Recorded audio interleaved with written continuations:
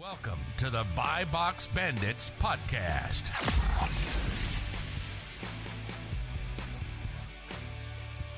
What's up, everyone? Welcome back to the Buy Box Bandits podcast presented by SellerAmp. Make sure you guys go to selleramp.com and get a free trial if you haven't already. Check it out. Today we have Drew FBA, who did $2 million in sales, 100% online arbitrage last year. So we're excited to jam on online arbitrage at scale, what goes into that, prep centers, everything like that. Thanks for joining us, Drew. What's going on, Drew? Appreciate you guys having me, man. Of course, yeah. You spit some good game on the timeline and everything, but we'd love to take it back before all the success you've had. What got you into online arbitrage, Amazon, all that? Well, I've watched a ton of these episodes. It's so interesting to hear your story because it's almost like exactly like mine. So I was in high school and something similar to your shoe story where you got started, some Jordans, started buying those like Jordans and things like that to supplement my income kind of because I just didn't want a job in high school, and made some decent money doing that. Went to college, knew I wanted to run a business, but had no direction of where I was going. I was kind of just partying too much. Didn't really have that in the mind. And after that, I got sent home with COVID 2020 and started doing the pools, doing the weights, the flow bees, all that kind of stuff. Oh, Flow bees. Miles and I always laugh about the flow bees. Oh my gosh. Man, those were the days having those. I would just remember, I think you could only check out one at a time, right? I think it was three, two or three. Yeah. It might have been one though, because remember it was 148 was the total card value. It was one at a time, I think. I think it was one at a time. Yeah. I mean, I would sit in bed and just crank the checkout over and over, and I was like, "That's the work day." Yeah, it was in the morning, and someone really messed with you if they'd hit you up when something gets in. If anyone listening, if you have never gotten hit up by someone that something's in stock, you're not putting yourself out there anywhere close to enough. Like, it is unbelievably hard to succeed without people in your corner that'll root for you the way. There was several times where I was Miles' wake up alarm. Yeah. 8 a.m., 8:30. Yep, that's good times, man. Not to interrupt on that side of things, but it's beautiful on that. So you were getting going with all the Bolo type products. Yeah, and then I had never had like over $1,500 in my bank account. And then the pool season hit, and I was getting up at 5:30 a.m., driving an hour, picking up pools, driving back an hour, driving another hour, picking up pools. And then the rest of the day would be selling the pools, selling them on eBay. And then I'd wake up at like 3 in the morning because Nintendo Switches would restock on GameStop, and it was 12 Western time or whatever, Pacific time or whatever. So it was 3 a.m. Eastern. I was like literally sleeping zero, working nonstop on this stuff. And then I'd amassed a decent amount of money at that time, blew almost everything on Top Shots 2020. I don't know if you guys remember. A little bit. Blew like 25 grand. And then I ended up making enough back off weights and PlayStation 5s and stuff to where I could just kind of start the Amazon thing. I went about a year in Amazon, didn't really get things going, and then joined Arbitrage Ops, kind of learned a lot from there. And then it's kind of been a steady pace since then. So while you were doing all the like the Bolo RA stuff, did you always have it in your mind that you wanted to transition to online, or when did that sort of mental switch happen? Not really. I didn't know. I didn't really have a grip of what Amazon was. See, I didn't know that like that was even a business model. I was always just like trying to get into drop shipping and stuff like that. I didn't know that OA and FBA was even a thing. And it just kind of came up in conversations with people because I would see people doing, like 2-3 million on Amazon. And I was like, okay, maybe that's what I should do. It's similar to what I do now. I mean, my only job is just finding cheap stuff anyways, or hot products anyway. So maybe I can just transition to there because the velocity is higher. It's just kind of a natural transition. What was sort of the perception from friends and family as you were driving around like a crazy man all those days? Well, it's funny. I was just talking to somebody about this recently. My dad is very successful, so he wanted me to kind of go down the path of college, do that kind of thing. And so he just thought I was kind of crazy. I think that he just thought I was finding my way. And then one day in November of 2020, I believe, he came home like early from work, and there were 2 FedEx trucks in the driveway delivering over 100 patio heaters. And then he got to stay home, which usually he'd be at work. And then 2 UPS trucks came because I told them I have a big package, and then shipped them all out the same day. I'd probably made like 5 or 6 grand. It was just a really lucky day how it all lined up. And then he was like, you should probably do this full time. I would say it'll work. So yeah, that was the percent. How did you get 100 patio heaters delivered?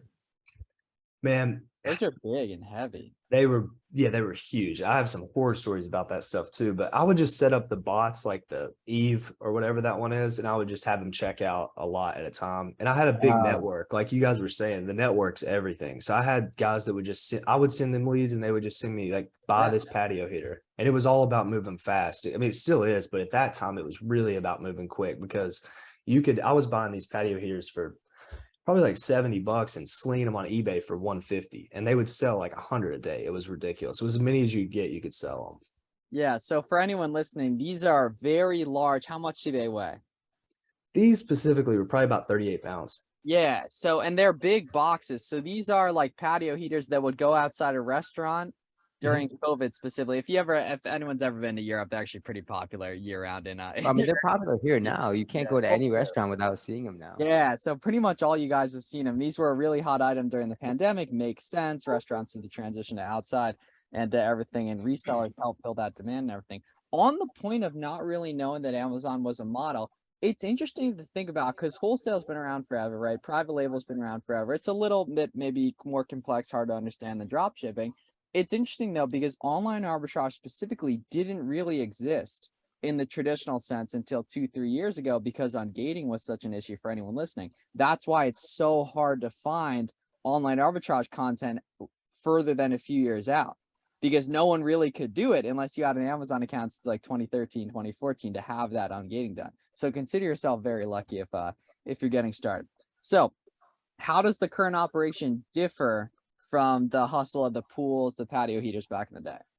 Oh, it's much different now. Considering those were 15-hour days, these days are usually 2 or 3 hours. So I'll wake up, source as much as I can, 2 to 3 hours, do my replens, and then buy some new stuff. I try to find 10 to 15 new things a week, build that wide catalog, niche down. I talk about it a lot on the social media stuff, but yeah, you just need to build a really wide catalog and then find those winners and go deep in it. So yeah, it's not really that complicated now. I'll plan this year to get a VA and start outsourcing some admin tasks, but I realize I don't even have many admin tasks, so I don't even know if I'm going to end up doing that. I might just keep her on retainer just to source and do some odd jobs that I'll have her do online. Yeah, it's nice having that outlet. Like, so for example, I wanted to post a bunch of my Instagram threads, Twitter threads onto Twitter, so I just sent my VA over, had him transcribe it basically, and then it was just waiting in a Google Doc. And then the next step would be also having him have ghostwriter access to my Tweet Hunter account, so he could go in and add the tweets too. And I haven't done that yet and everything, but it's down the line. And now, so you've been purely just sourcing on your own and with the boys basically so far?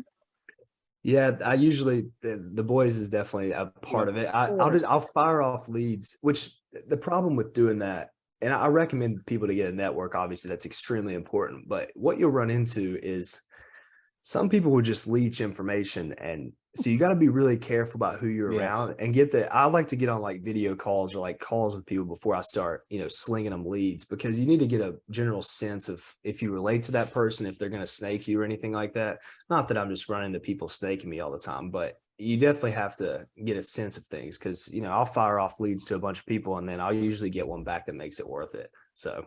And you can a lot. As you put up content, those relationships organically form. Yeah, so organically. Yeah, I mean, so I remember following you at least as far back as like maybe June or May. I think it was before then though, for sure. And everything. But like I can clearly see that, you care, you think long term and everything. So it's just kind of a no-brainer that like there's that trust built up and everything. And a lot of the people listening have a private account with 7 followers. Where all they've done is tweet about sports the past week, and they wonder why. Miles goes into this field every single episode. Yeah, I agree. Yeah, it's so true, man. At some point, he goes on this 30-second tangent about the private Instagram accounts and everything. I mean, it's a good point, though. Really, I mean, no, it is. Yeah, and not only do you meet people that way, but what I've noticed is you have to put your personality out there. A lot of these people are just faces in front of a camera, just talking like. the more you have a personality and you put it out there, people are going to relate to you. Like I just started an Instagram recently and I couldn't believe the engagement. My DMs are filled up with all this because people just relate to me. They're sending me voice messages saying, you keep it real on this and that. So it's really interesting to see that happen. I didn't even really think that would be what would happen from it, but it's neat to see that if you just put your personality out there, make yourself a little different and just keep things real, then people are going to gravitate towards that. It's just natural. Yeah, and I just found your page. I think it was yesterday for the first time. And imagine that over a couple years, all that compounded and everything, in terms of how few people will actually do that and everything. So you're located down in Kentucky, I assume. Prep centers, sales tax free, all that infrastructure set up. Yeah, I have one in Montana. I almost do 100% to the prep center. And it's not for any specific reason other than I'm extremely lazy when it comes to that stuff. I don't even know how to make a FBA shipment. Something came up recently and I had to ask somebody. I was like, man, I'll give you money just to like teach me how to do a shipment. I haven't done one in so long. And I used to use Inventory Lab. So I didn't even know how to go through Amazon to even make one. So yeah, I didn't either. Yeah, now they're changing the workflow as well. And I've always just done Inventory Lab too, but like I had to make a tutorial on it. I like had to go through the whole process again. And it like sucks through Seller Central too. Like It's not so fun. much more complicated. yeah, I just How was recommend. Q4 for you?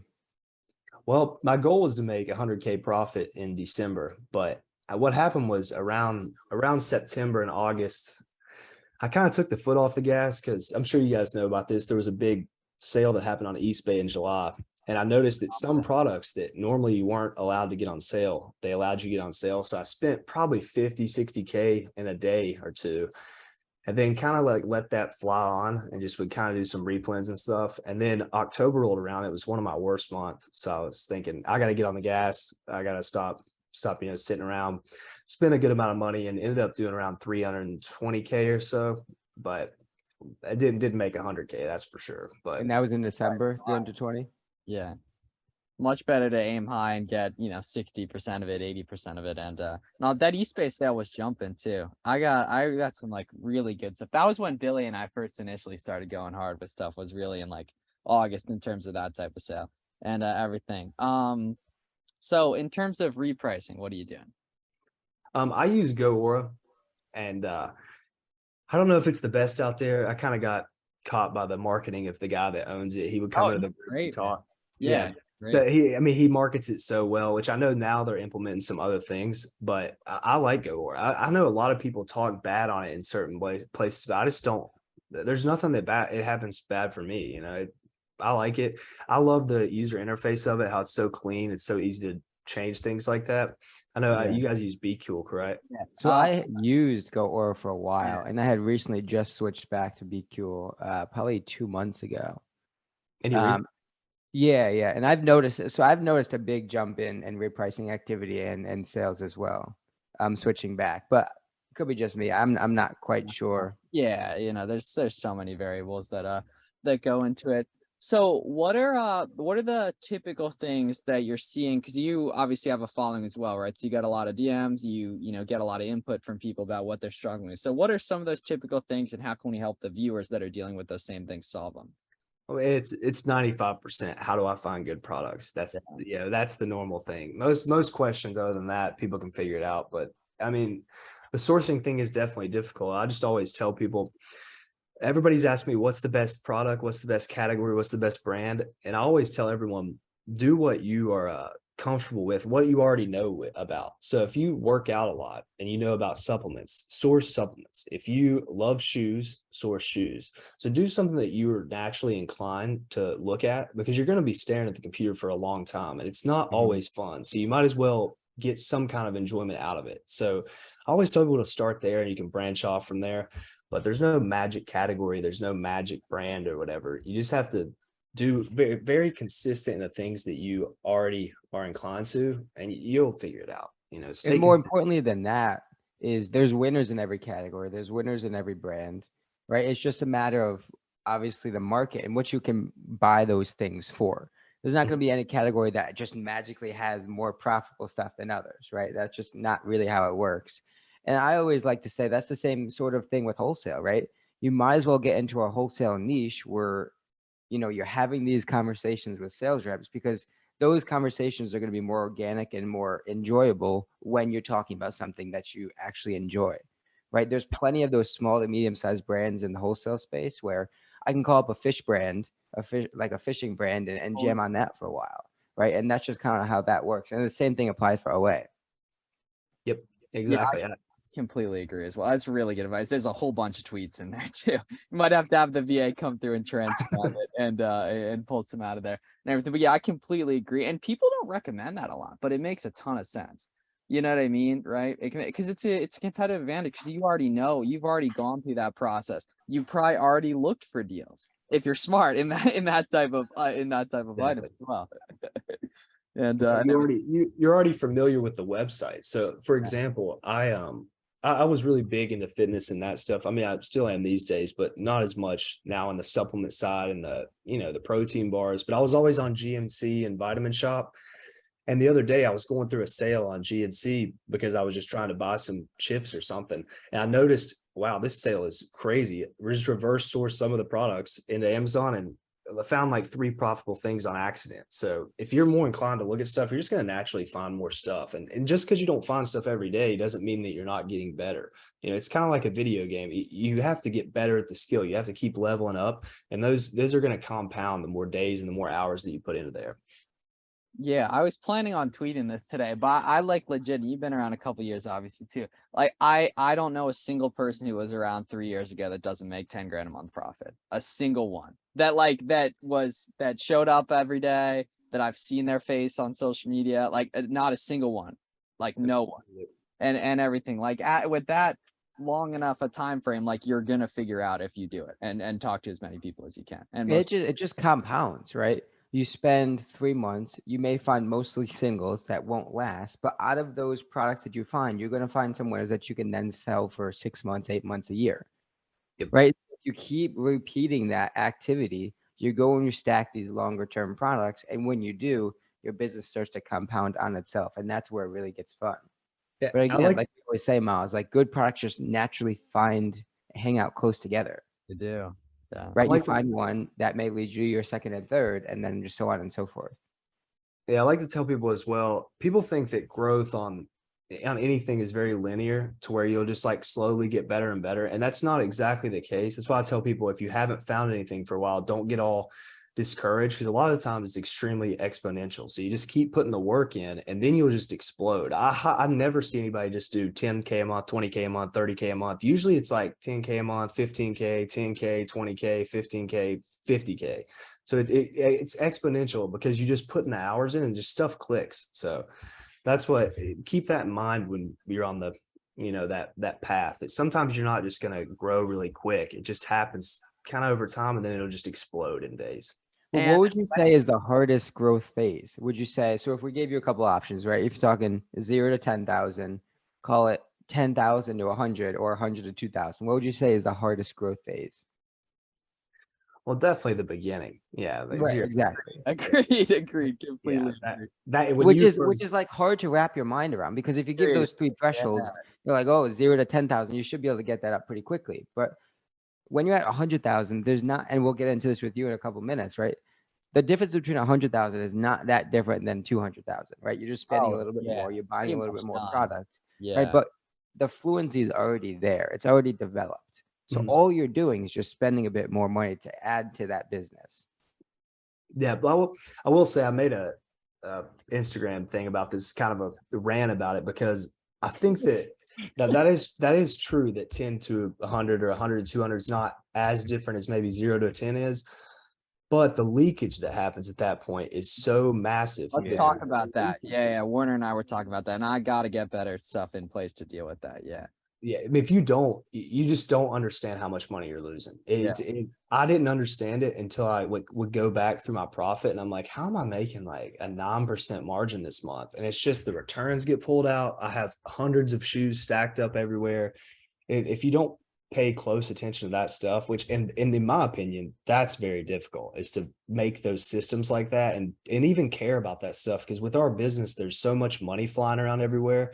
It's very difficult to even know. You don't even know how much money you're really making. You just know you're making money. The balance is going up, but sometimes it's not, because you're paying off a lot of cards. So if you're not really meticulous about those things, not good. It's good. The leakage will really, Yeah, really and that's why it makes so much sense to transition to transcend into wholesale around what kind of the volume all of us are at, right? Bigger transactions, easier on the credit card statements, right? Pallets, easier to keep track of stuff, not split shipments, grocery items, no returns. There's a big bull case for that around the volume all of us are at. And I assume in like, a year we'll be looking at this all differently or kind of even agreeing more and more with that statement too. So Drew, is there anything specifically that you do to kind of handle that leakage? Do you No, do a lot of shoots as well? not anymore. Yeah. Another thing we need to get into. Yeah.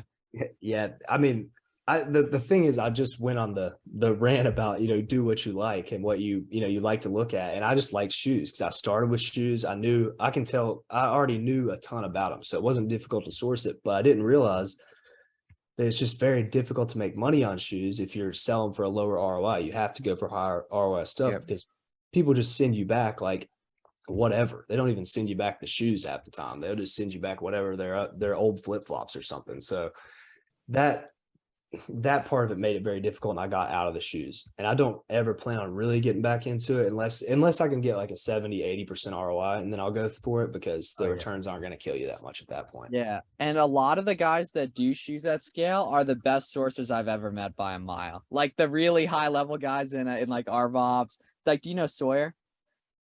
I do not know Sawyer very well.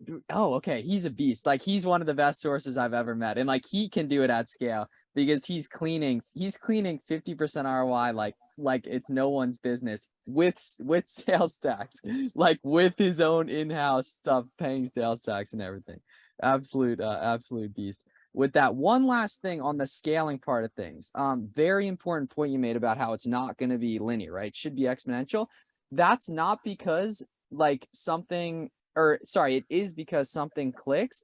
It's that you progressively find better and better opportunities and you progressively take significantly more advantage of said opportunities. So it's not that you work more, it's that you work better with stuff. And it's hard to conceptualize till you see it. But if you're feeling paralyzed about a 50 quantity of a checkout, like try it here and there. You know what I mean? You got nothing to lose. Life is short. And the upside is infinitely more and less work overall and everything like that too. Yeah, definitely. And everything. Yes, I'm a big fan of that. It completely makes sense. So in terms of not carrying as much shoes, what are you typically looking at these days? More like supplements, beauty, that kind of thing? Everything. If it's profitable, I'm trying to buy it. I'll just if I find a brand or a category that I'm doing relatively well in, I'll just try to learn as much as I can about that whole niche, and then I'll just buy based on that. But yeah, I'm not like looking for anything specific. If it makes money, I'll sell it. I'm not too picky about that kind of thing. Makes money, I will sell it. And that's what's nice about having your prep outsourced is that shit doesn't matter. You can send them anything and they'll deal with it. You know what I mean? Like I especially doing some of my own prep these days, I'm like, do I really want to polybag that and everything? And then in a month, once I get rid of this warehouse, I'll feel, way different about that kind of stuff and everything. But yeah, definitely with my VA sending me all different types of stuff now, like it'll be nice having the mainly prep center infrastructure back that way as well. So you have like a couple monitors set up there. I know you got the nice chair. So is that the lab right there? Oh, this chair sucks. I need to get a new one. Oh, okay, cool. Yeah, it's like a $50 gaming chair. Yeah, I've got two, just a laptop, which I'm on now, and then a monitor. Gotcha. Okay, yeah, because like Danny, one of our old co-hosts, I guess, he loves these like Harmon chairs or whatever they are. They're that's like what I thought it was. Yeah, Herman Miller. No, this ain't a Herman Miller. This thing is a 1/10 of a Herman Miller. And then are those some FBM packages behind you? They might be, yeah. I love. Okay, cool. Yeah, you got conveniently located to show that he's really living the life and everything like that. Love it. Yeah, I try to keep my living space clean, but sometimes there's just opportunities. Yeah, man. I'm just like, I'm not gonna pass up on thousands of dollars of profit if I don't. I'll keep it. It'll be dirty for a little bit. It's fine. I'll make the money. And the way like money, invested grows over time. Like it's either like ship out those 20 FBM things or like, work an extra 2 hours in like 10 years or so. It just makes sense to do now because it's easy. Yeah, who knows? Like maybe stuff won't be that easy and everything like that. So were there any like big inflection points on purely the Amazon side of things outside of like the eSpace sale, was there like, I met XYZ person that got a lot better, or there was this loop back in July or August 2021 or that kind of thing? Kind of just making the mindset shift into it's possible to get stuff cheaper than retail, I guess, because I was never sourcing with coupons or anything like that. So when I got introduced, really, I just paid a lot of attention to Soros. I know you guys have had him on a few times. Oh yeah. I made a post about this too recently. He kind of was just my mentor throughout the whole thing, and I've spoken to him less than 7 times. It's just I pay attention to everything. I just pay attention to everything that he says. So I've just kind of made him my mentor. Like he does, whether he wants to be or not, that's just like what his role is. So I just listen. Have a choice at this point. Yeah, which I highly recommend that to people. If you don't have a lot of capital to invest in stuff like that, find someone that you heavily relate to, whether it's one of us 3 or someone else online, and literally consume every bit of content that they put out or anything that they ever say in Discord or anything like that, and try to make yourself just all that information a part of you as well. I did that with Soros, and there was just so many things that would help me in business and the way that I looked at things. So that was, I guess, the big point was when I met him and just saw what he was capable of. And I was thinking, I could probably do that. Miles, we have to clip that and send it to him. He would appreciate it. Oh yeah. He's out in the Philippines right now visiting his VAs, I think, right now. But yeah, it's like, it's legitimate, like, insanity. Like, there's a lot of like stupid information out in the world, but it is disgusting what you can get for free these days. The way the internet's like democratized information and everything. Like, we have 100 episodes. I'm sure you got probably thousands of tweets. I got tens of thousands of tweets. Like, there's all these groups that are either free or $100 a month. Like, you can get world-class online education for 1/100th the cost of a 4-year degree and like 1/10 of the time, and with like backed with guarantees and like crazy stuff. Like, you guys need to be taking advantage of it and everything. Like, I think in the last year I've probably watched every single minute of Mr. Beast's content, like his podcasts and stuff like that. Like, I could probably name anything he said if you just brought up the thing, because I've just paid so much attention to it, because I think that guy puts out so much value. You can basically just have a mentor or a whatever just from like watching these guys over and over. It's so important, and I've always naturally kind of done that, but I didn't know how much of a difference it makes now until I look back now and see, that's been a huge impact in my life and my business, just paying attention to what these guys say. Yeah. And you So what's next for 2023? Are there any business model shifts, wholesale, private label? What's your outlook for 2023? See, I know you do wholesale, correct? A decent amount. Yeah. I talk to a lot of bigger sellers, and some do wholesale, some don't, but it seems like a bit of a different business model than OA a lot, because you're doing the sale, you're doing like the talking on the phone, and you're making these bigger orders, and it's not necessarily you just make the order and you get the product. It takes longer to get in, all those type of things. So I don't think I'm going to move to wholesale just because the uncertainty of maybe I'll end up completely. Yeah, those are limiting beliefs. Yeah. Like, you're good at OA, which you can keep doing that, or you'd be successful either way. Yeah, probably. It's just, I guess I don't really see the shift as much needed that much, even though I see people killing it. I like OA. I like what I do every day. So just do more of the same, gonna just keep doing OA, I guess. And maybe I'll start private label. I'm more inclined to do that than wholesale, but really just the OA thing, it's print me money. So I'm going to keep printing the money. Yeah. I mean, the fact of the matter is the data is the same, right? The data is not changing, right? Yeah. Whether you're talking about wholesale or OA, the actual integrity of what you're looking at is going to remain the same. It's just how you get your hands on that product information. That's going to be different, whether it's from a catalog or a website. That's going to be the main difference. And so what are you numbers wise shooting for in 2023? Probably 3-4 million. I also don't want to grow an extremely massive store, because when I talk to the bigger guys, and I even just watch how stressed out they look when they talk sometimes, I'm like, I don't want to do that.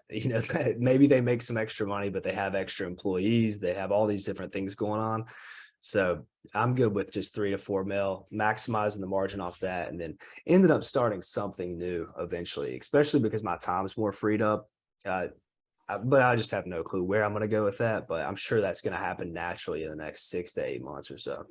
Yeah, with everything I've ever done, it's always been natural like that. It's been inclined. It's through a relationship or seeing an opportunity with something. It's probably been the same way with you this far, it seems. You just like seeing something, okay, this worked, let me do more of it. Okay, this didn't work, let me, pull back on that, everything like that.